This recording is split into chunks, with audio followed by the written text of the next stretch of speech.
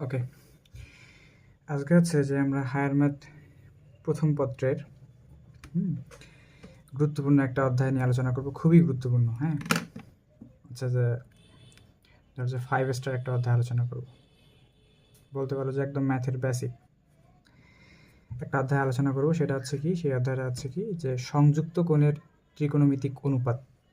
এটা হচ্ছে আমাদের হায়ার ম্যাথ প্রথম পত্রের 7 অধ্যায়। হ্যাঁ, তো এই অধ্যায়টা হচ্ছে যে আমাদের জন্য খুবই গুরুত্বপূর্ণ, কারণ আমরা যদি ত্রিকোণমিতি, বেসিক ত্রিকোণমিতি আর কি না বুঝি, তাহলে হচ্ছে যে কি কোনো ম্যাথই ঠিকঠাক মতো আর কি করতে পারবো না প্রপারলি। ঠিক আছে, তার মানে আমাদের ত্রিকোণমিতি খুব ভালোভাবে বুঝতে হবে। ওকে, আমি জানি যে তোমার 9-10-এ মোটামুটি অনেক গ্যাপ আছে, ঠিকঠাক মতো তুমি শিখতে পারো নাই বা শেখাতে পারিনি আমি। তো এই কারণে প্রথমে হচ্ছে যে ত্রিকোণমিতির 9-10-এর দিকের কিছু জিনিস আলোচনা করে নিব, তারপরে হচ্ছে যে আমরা মেন অধ্যায়ে ঢুকবো। এই অধ্যায়টা হচ্ছে অনেক বড় অধ্যায়। অধ্যায়টা হচ্ছে 7A থেকে শুরু করে একদম হচ্ছে 7G অবধি। ঠিক আছে, মোটামুটি আমাদের খুব ভালো সময় লাগবে অধ্যায়টা শেষ করতে। তো আজকে আমরা প্রথম দিন হচ্ছে 9-10-এর যে বেসিক ত্রিকোণমিতিগুলো আছে সেই জিনিসগুলো হচ্ছে বুঝবো। প্লাস হচ্ছে যে এই অধ্যায়টার উপর তোমার আরও বেশ কয়েকটা অধ্যায় ডিপেন্ড করবে। হ্যাঁ, যেমন অন্তরীকরণ, যোগজীকরণ। তার মানে এই অধ্যায়টা আমাদের খুব ভালো করে শিখতে হবে।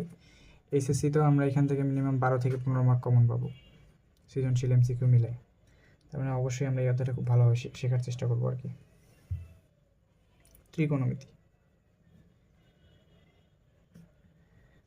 ত্রিকোণমিতি কী আসলে বলো তো? ত্রিকোণমিতি হচ্ছে আমাদের জ্যামিতি বা গণিতের এমন একটা সেক্টর যেখানে মূলত কি করা হয়, যে ত্রিভুজের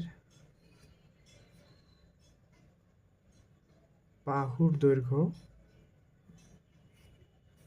ও কোণের মধ্যে সম্পর্ক নিয়ে আলোচনা করা হয়।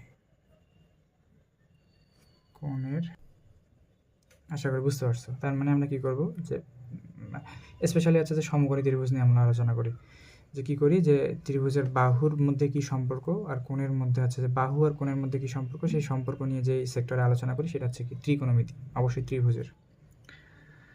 আচ্ছা, তাহলে চলো যে আমরা ত্রিভুজের বাহুর বিভিন্ন অনুপাত সম্পর্কে আমরা 9-10-এ জেনে আসছি, তো সেই জিনিসগুলো সম্পর্কে আগে ক্লিয়ারলি জানবো। হ্যাঁ, ধরো এটা একটা সমকোণী ত্রিভুজ, এটা যদি একটা সমকোণী ত্রিভুজ হয়, ধরে নিলাম যে এটা হচ্ছে আমার কি থিটা, কোণটা আমার কোথায় দেওয়া আছে, এটা। তো সমকোণী ত্রিভুজের এই কোণটা হচ্ছে কত ডিগ্রি? 90 ডিগ্রি। ঠিক আছে, এখন আমরা জানি সমকোণী ত্রিভুজের 3টা বিষয় থাকে, একটা হচ্ছে ভূমি, একটা হচ্ছে অতিভুজ, আর একটা হচ্ছে কি ভূমি, অতিভুজ, আর একটা হচ্ছে লম্ব। এখন কোনটা লম্ব, কোনটা অতিভুজ, এগুলো কিন্তু হচ্ছে যে এই থিটার উপর ভিত্তি করে আলাদা আলাদা করে চেঞ্জ হয়। যেমন এখানে আমার 90 ডিগ্রি কোণটা এটা, তার মানে এই যে 90 ডিগ্রির বিপরীত যে বাহু, 90 ডিগ্রির বিপরীত যে বাহু, এই জিনিসটা হচ্ছে কি অতিভুজ। তাহলে অতিভুজ আমরা কাকে বলবো, যে 90 ডিগ্রি এর বিপরীত বাহু। ঠিক আছে, আবার আমার যে কোণের সাপেক্ষে হচ্ছে যে আমি অনুপাতগুলো নির্ণয় করব, সেই কোণের বিপরীত বাহু, এই যে থিটার বিপরীত বাহু, সেটা হচ্ছে আমার কি লম্ব। আগে হচ্ছে যে আমি 9-10 এরকম মনে করতাম, যেটা হচ্ছে যে লম্বি থাকবে সেটাই লম্ব। আসলে ব্যাপারটা এরকম না। লম্ব হচ্ছে কি কোনটা, যে থিটার বিপরীত বাহু, সেটা হচ্ছে কি লম্ব, থিটা এর বিপরীত বাহু।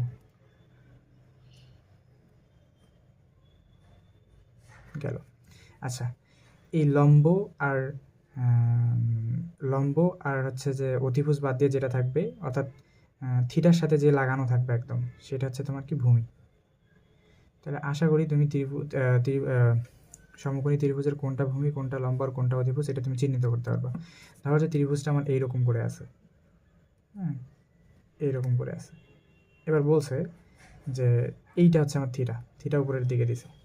এখন অনেকে মনে করে কি, যে যেটা লম্ব অবস্থায় আছে এইটা মনে হয় হচ্ছে যে আমার লম্ব। আসলে লম্ব এবার কোনটা বলো তো? এটা হচ্ছে আমার 90 ডিগ্রি। আচ্ছা, লম্ব কোনটা? লম্ব হবে যে এই থিটা কোণের বিপরীত যে বাহু, এইটা হচ্ছে আমার লম্ব। ওকে, আর 90 ডিগ্রি কোণ কোনটা? এটা 90 ডিগ্রি কোণের বিপরীত বাহু কোনটা? এটা। তার মানে এই জিনিসটা হচ্ছে আমার অতিভুজ। ওকে ওকে 90 ডিগ্রি কোণের বিপরীত বাহু এটা হচ্ছে তোমার অতিভুজ। অ্যান্ড এই জিনিসটাকে আমি কি বলবো এবার? ভূমি। তাহলে আমার সমকোণী ত্রিভুজ সম্পর্কে প্রথমে যে জিনিসটা জানতে হবে যে কোনটা লম্ব, কোনটা অতিভুজ আর কোনটা ভূমি, এই জিনিসটা সম্পর্কে ক্লিয়ার ধারণা রাখতে হবে। তোমার যদি এই জায়গাতেই গন্ডগোল থাকে তাহলে হচ্ছে কি তুমি ত্রিকোণমিতির যে ম্যাথগুলো আছে ফার্দার ওগুলো তোমার বুঝতে কষ্ট হবে। ক্লিয়ার? আচ্ছা, এখন আমরা নিয়ে আলোচনা করব কি যে অনুপাত, বাহুগুলোর হচ্ছে যে অনুপাত, বাহুগুলোর অনুপাত। ঠিক আছে, ওকে।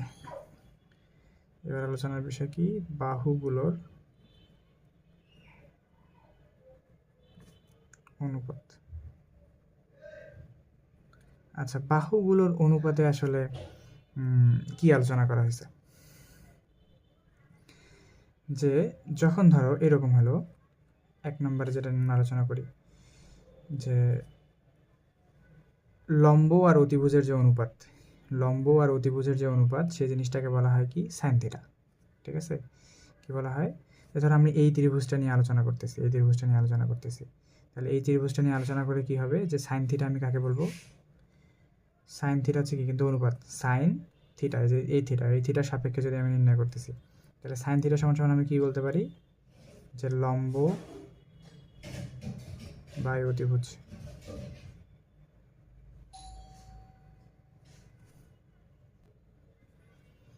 তাহলে 2 নম্বর, 2 নম্বর কি? যে কস থিটা। কস থিটা কাকে বলবো? কস থিটা হচ্ছে তোমার ভূমি বাই অতিভুজ, ভূমি বাই অতিভুজ।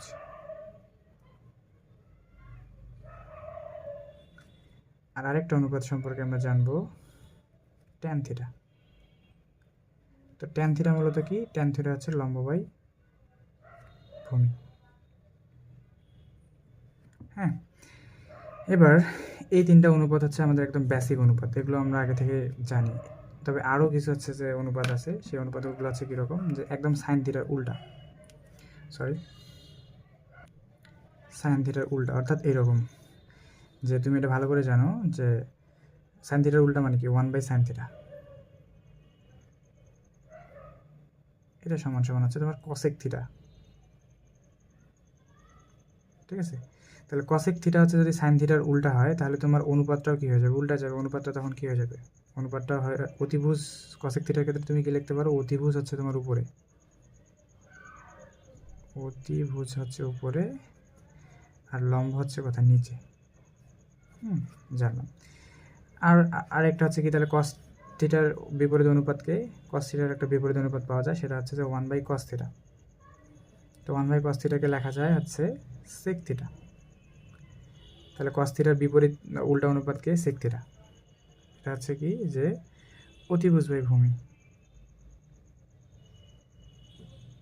বাই ভূমি। আচ্ছা, আরও একটা জিনিস, ট্যান থিটার বিপরীত হচ্ছে কি? ট্যান থিটা যদি তুমি উল্টায় দাও এরকম করে, তাহলে ট্যান থিটা সমান সমান লিখতে পারো হচ্ছে কট থিটা। ঠিক আছে, তাহলে cot theta is equal to কী হবে? ভূমি বাই লম্ব। ঠিক আছে, এই যে 6টা। তাহলে ত্রিকোণমিতিক অনুপাত আমরা কয়টা পেলাম? 6টা। এখানে আছে 1 2 3, আর এটার বিপরীত হচ্ছে 4 নাম্বার। এটা হচ্ছে আমার 4 নাম্বার, এটা হচ্ছে আমার 5 নাম্বার, এটা হচ্ছে কি আমার 6 নাম্বার। ঠিক আছে, এছাড়াও তুমি ট্যান থিটার আরেকটা জিনিস দেখতে পারবা। ট্যান থিটার আরেকটা জিনিস দেখতে পারবা যে tan theta is equal to লেখা যায় যে tan theta is equal to কি লেখা যায়? Sine theta by cos theta, sine theta by cos theta. তাহলে এগুলো ত্রিকোণমিতির খুবই বেসিক সূত্র, জিনিসপত্র, এগুলো সম্পর্কে তোমার আগে থেকেই হচ্ছে যে মোটামুটি ধারণা থাকার কথা, আই থিঙ্ক। ঠিক আছে, এগুলো সম্পর্কে আগে থেকেই তোমার কী থাকার কথা? ধারণা থাকার কথা। তো এবার এই অনুপাতগুলো রিলেটেড কিছু সূত্র আছে। ঠিক আছে, এই অনুপাতগুলো রিলেটেড কি কিছু সূত্র আছে, যেরকম এই সূত্রগুলো তুমি জানো যে sine square theta plus cos square theta is equal two 1। তারপর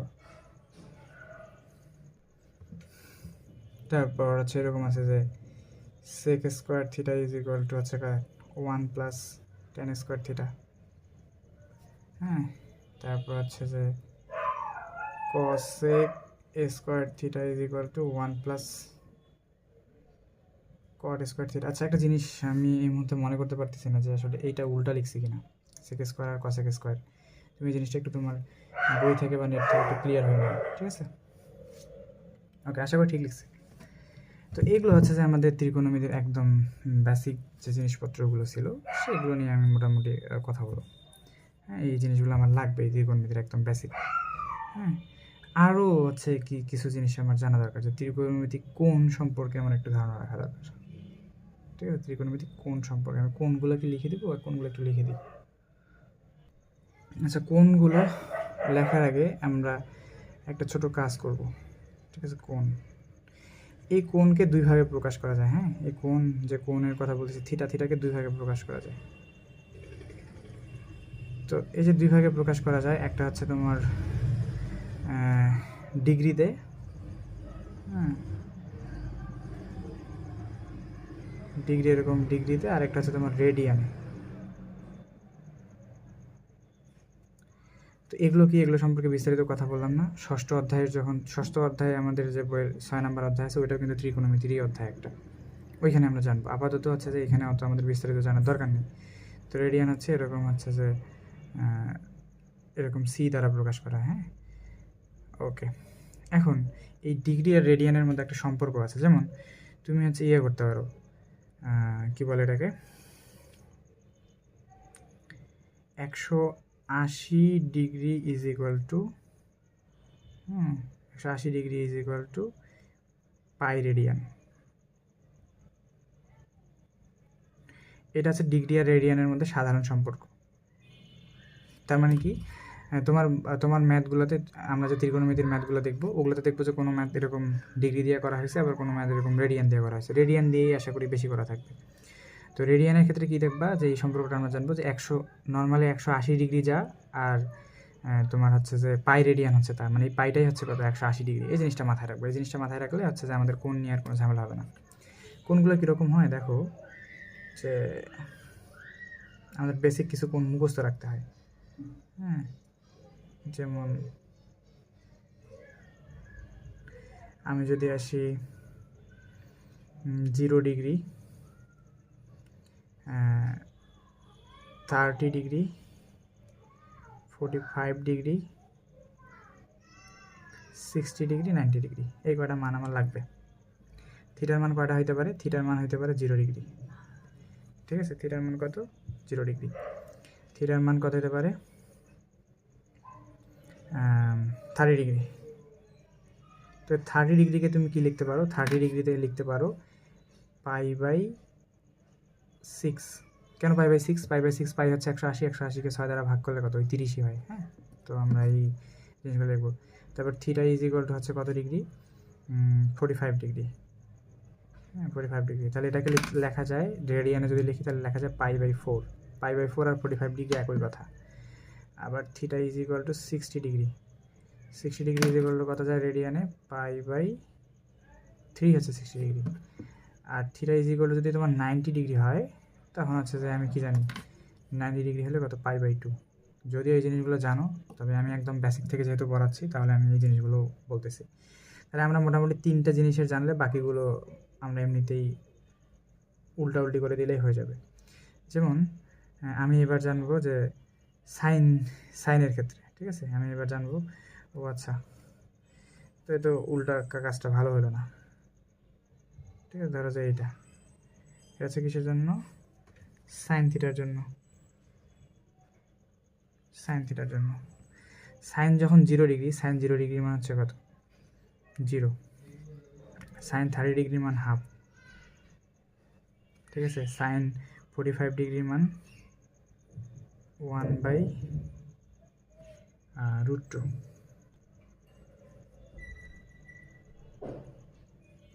সিক্সটি ডিগ্রির মান হচ্ছে √3/2। আর সাইন 90 ডিগ্রি মানে হচ্ছে 1। আচ্ছা, এবার হচ্ছে কি কস থিটা।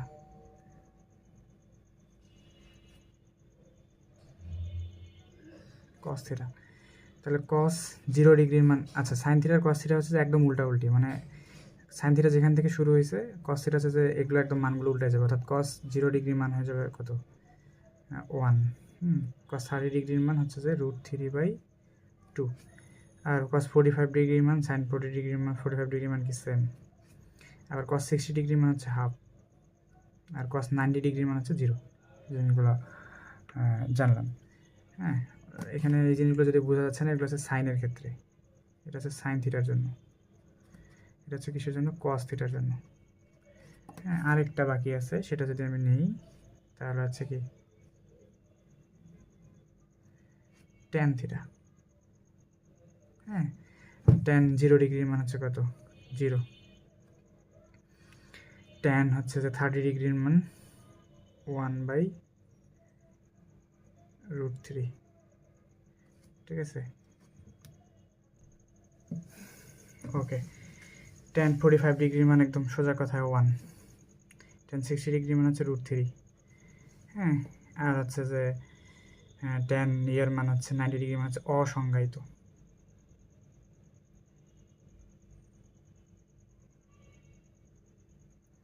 ঠিক আছে, এখন এই অসংজ্ঞায়িত জিনিসটা কি, অসংজ্ঞায়িত জিনিসেরও কিন্তু একটা মান আছে। আমরা কোনো একটা মানকে কখন অসংজ্ঞায়িত বলবো, যখন ওই জিনিসটা হচ্ছে কত, যখন ওই জিনিসটা হবে